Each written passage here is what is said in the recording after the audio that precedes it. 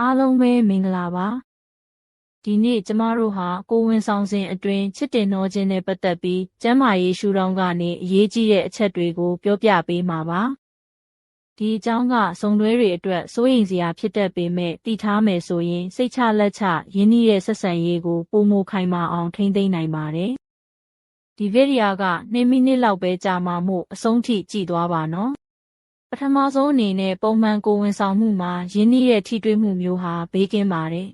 တနေသားလေးကိုတက်အိမ်ထဲမှာရေမွာရီနဲ့ကြွက်သားတွေကကာကွယ်ထားတာကြောင့်ပါဒါပေမဲ့ကိုဝင်ပြက်ဖူးတဲ့ရာဇဝင်ရှိတာသွေးစင်းတာဒါမှမဟုတ်အချင်းရှိရောက်နေတဲ့အခြေအနေမျိုးရှိရင်ဆရာဝန်နဲ့တိုင်ပင်ဖို့လိုအပ်ပါတယ်အနေထားကြံပြုချက်ကိုဝင်ရင်းလာတဲ့အခါဗိုက်ကြီးလာတာကြောင့်တက်တောင့်တက်တာဖြစ်မဲ့အနေထားတွေကိုရွေးချယ်ပါ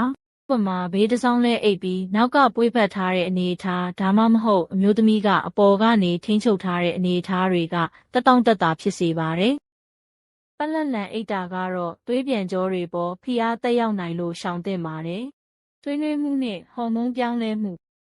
ကိုဝင်ဆောင်ချိန်မှာဟော်မုန်းပြောင်းလဲမှုတွေကြောင့်ခန္ဓာကိုယ်အပေါ်တက်ရောက်မှုနဲ့ရင်းနှီးမှုဆန္ဒပြောင်းလဲသွားနိုင်ပါတယ်။အချို့မှာပုံမရင်းနှီးခြင်းစိတ်များလာနိုင်တယ်လို့အချို့မှာလျော့နည်းသွားနိုင်ပါတယ်။ဒါကိုလက်တွဲဖော်နဲ့ပွင့်လင်းစွာဆွေးနွေးပြီးတယောက်နဲ့တယောက်နားလည်မှုထားရှိဖို့အရေးကြီးပါတယ်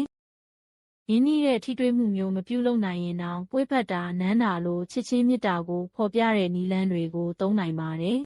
။တန်ရှင်းမှုနဲ့ဆရာဝန်အကြံပြုချက်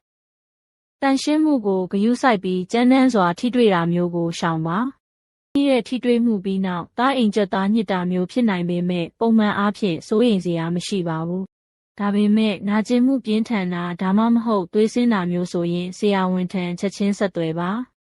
မသေးချရင်သားဖွားမီးရဲ့ဆရာဝန်နဲ့တိုင်ပင်တာကအကောင်းဆုံးပါပဲကိုဝင်ဆောင်ချိန်မှာချစ်တင်နှောခြင်းဟာဘေးကင်းပြီးစုံတွဲတွေရဲ့ရင်းနှီးမှုကိုထိမ့်သိမ်းဖို့အထောက်အကူဖြစ်စေနိုင်ပါတယ်